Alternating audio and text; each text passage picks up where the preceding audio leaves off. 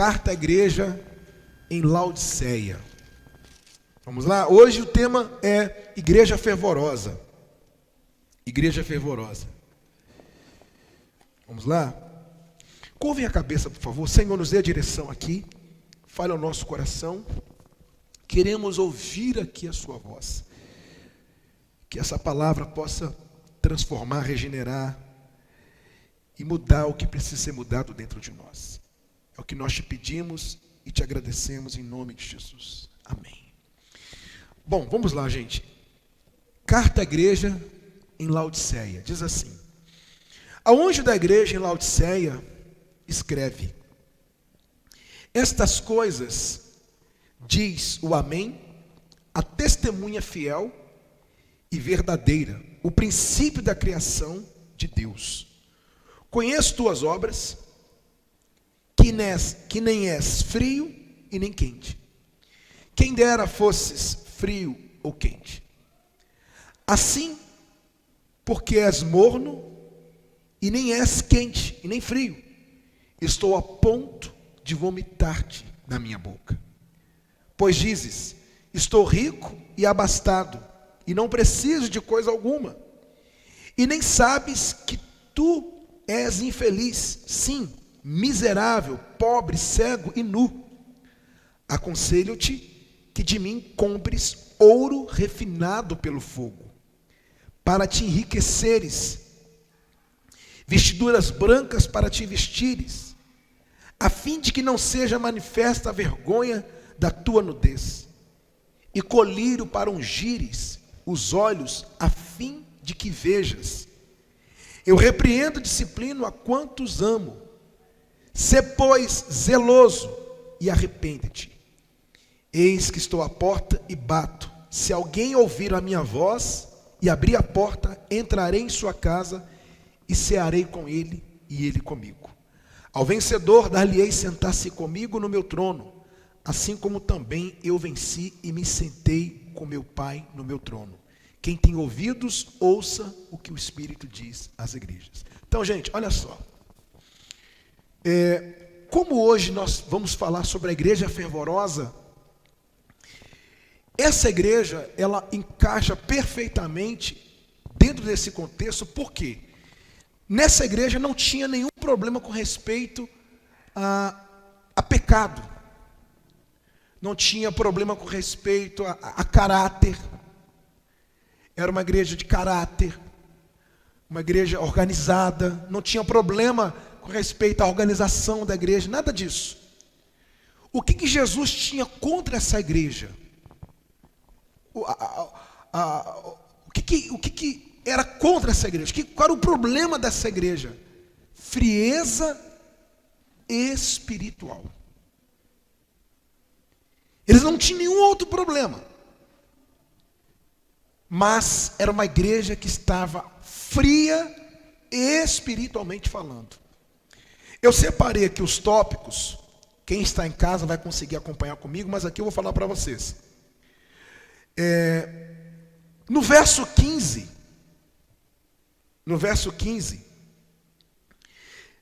vamos lá.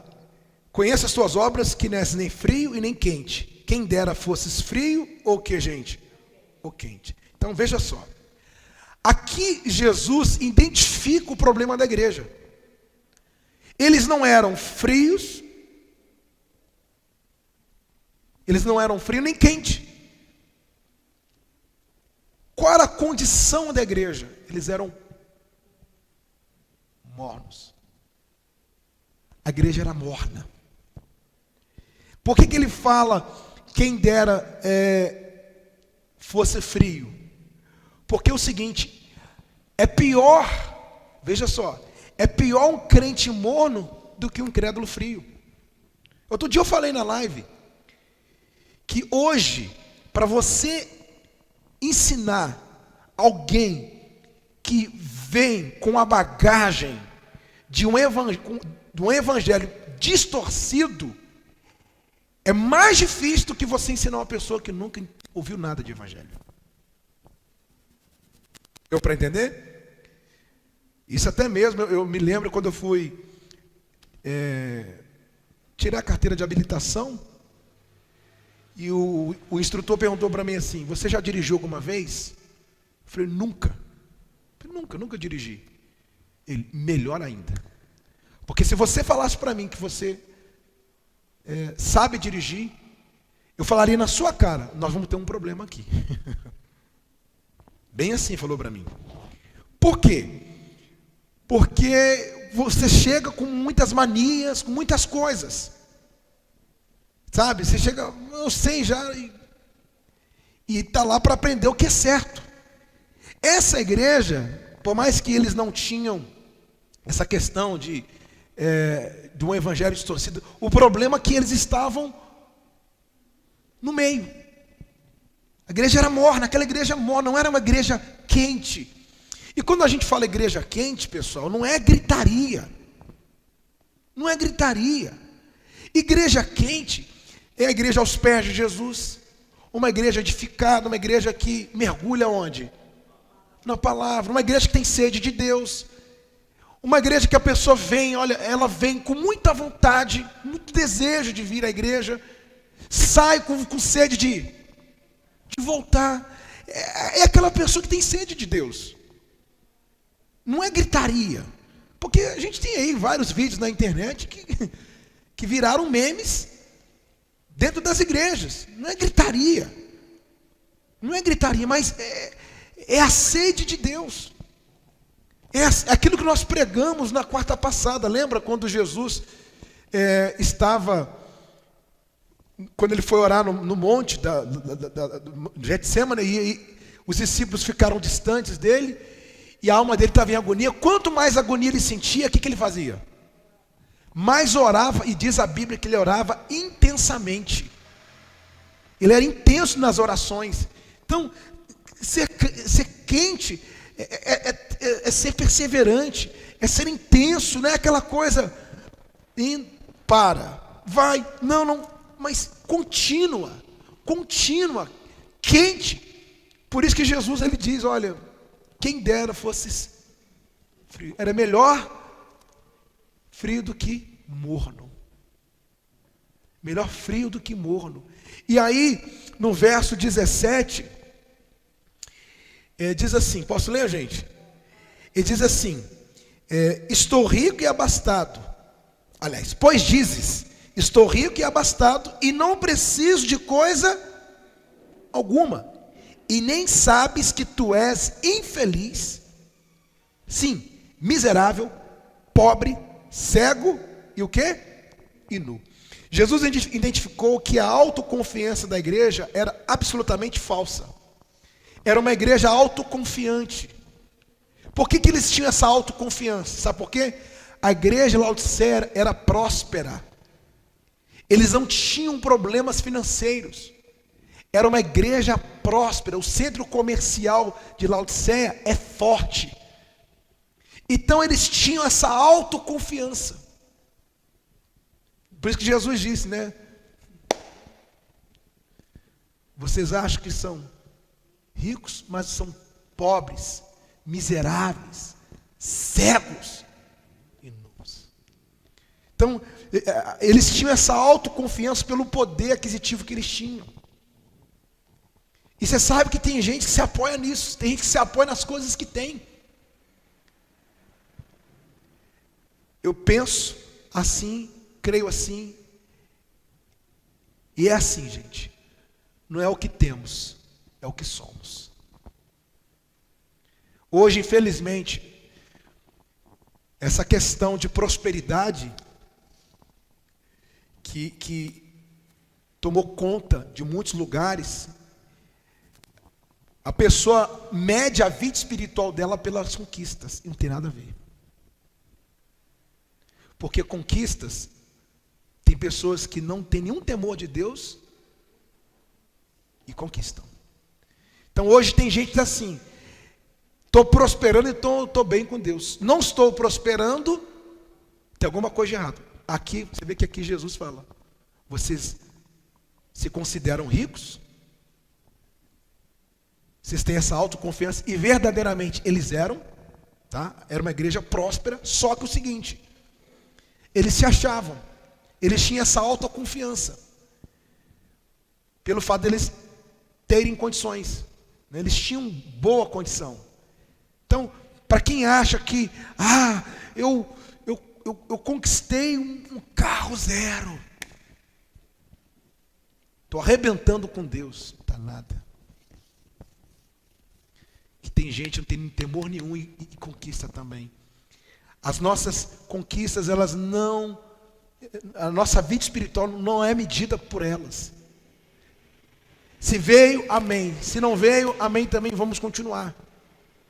É o que somos. Jesus aqui, ele identifica o problema da igreja e mostra o seguinte: olha, a condição de você é o seguinte: vocês são pobres, miseráveis, cegos e nus. Essa é a condição de vocês. E aí no verso 16, pessoal, vou voltar um pouquinho, ele diz assim, verso 16: assim, porque és morno e nem és quente, nem frio, estou a ponto de vomitar-te da minha boca. Jesus revelou que um crente morno, em vez de ser o seu prazer, lhe provoca náuseas. Então, eu aceitei Jesus, amém, mas temos que ter esse fervor com Ele, essa sede com Ele, essa sede. É igual essa questão da pessoa falar assim, eu não... Um exemplo, né? A gente está aqui para ensinar. Não é bacana, se você tem esse costume de falar isso, não fale mais. Se policie e mude a sua maneira de pensar. Tem gente que fala assim, tem crente que fala assim, eu não gosto muito de ler. Mas a palavra de Deus é leitura. Eu não tenho o hábito de ler. Então, isso mostra que a pessoa não lê o que, gente? A Bíblia. Agora mesmo, antes do culto, o Alcimar me deu 3 livros. Acredito que são coisas boas, que já me falou deles. Eu fico... Estou doido para abrir aquele lá, o primeiro que você falou para mim, para... alimento. Amém, pessoal? Alimento. Preciso comer. E preciso também ensinar. Preciso comer, mas pensando em mim. Para depois pensar na igreja. Então, se a pessoa fala assim, eu não gosto de ler, isso mostra que é o seguinte, olha, então, para ler a Bíblia assim está difícil. Então não é bacana um cristão falar isso, eu não gosto, não tenho hábito de ler, porque a Bíblia é leitura. Eu conheço pessoas que aprenderam a ler, através da Bíblia. O meu primo mesmo não sabia ler, hoje ele sabe ler, começou a ler a Bíblia. Então assim, e tem outras pessoas que não sabem ler, que não tiveram oportunidade de estudar, porque antigamente era muito difícil, e ficam sedentas, queriam muito saber ler, para ler a Bíblia.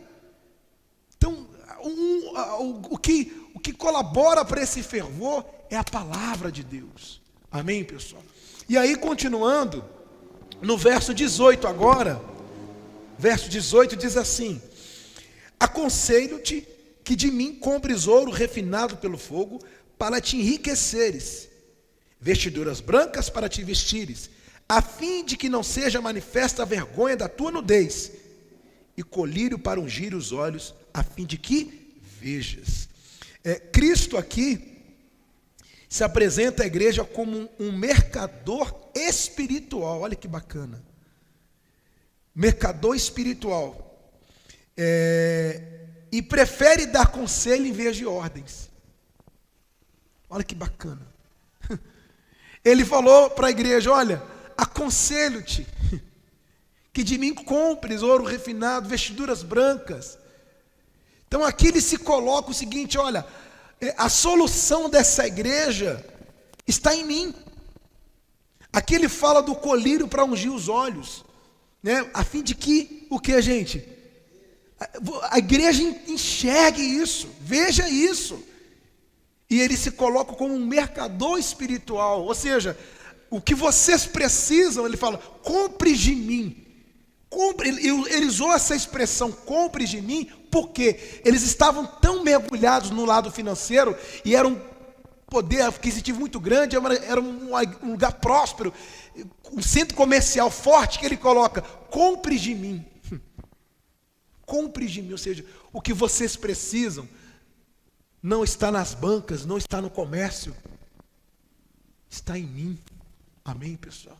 Então olha que bacana, ele mostra o problema da igreja, ele fala que o que esse problema pode trazer, questão do vômito, como a gente leu, e agora ele vem com a solução.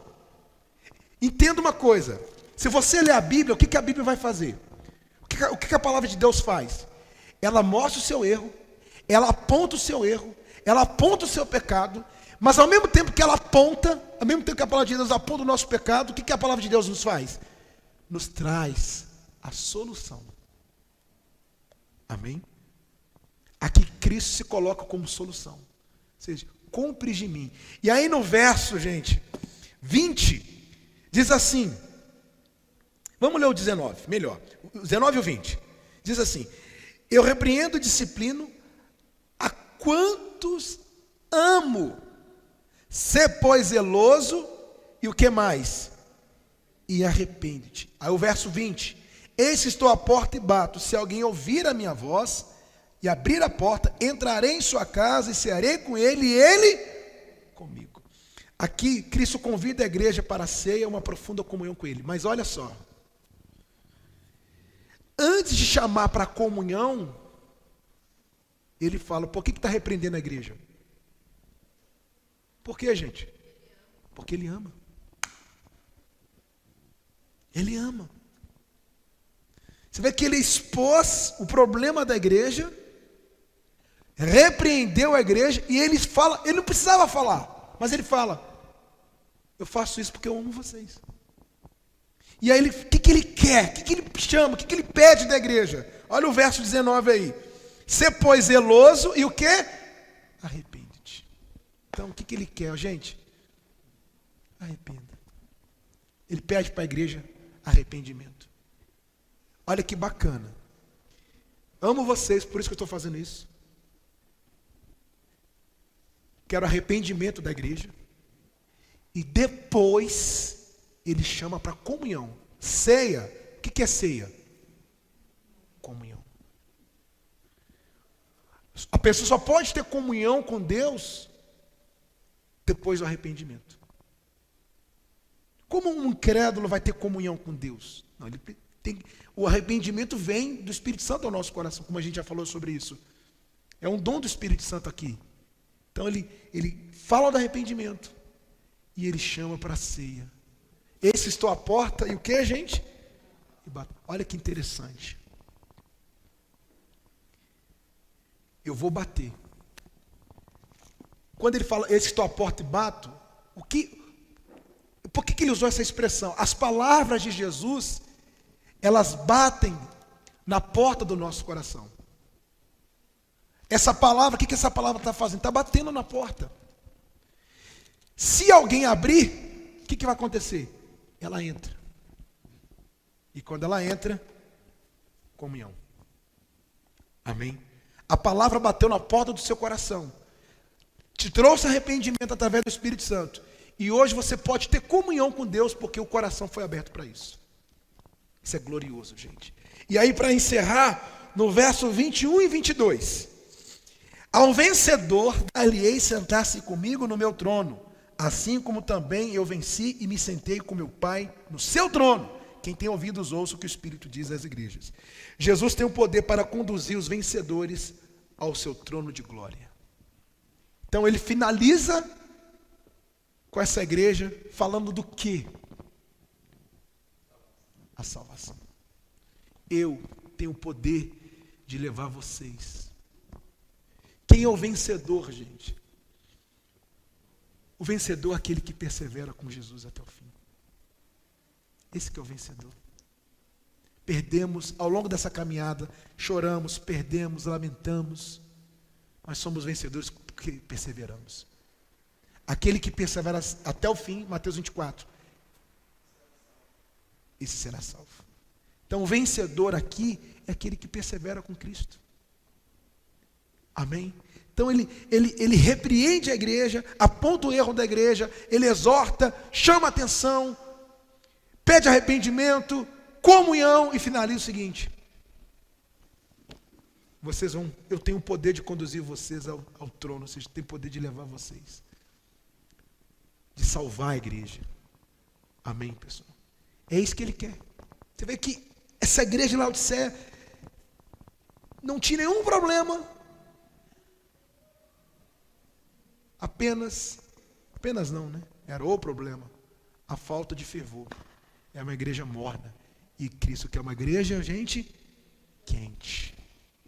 Aquela igreja fervorosa, aquela igreja quente.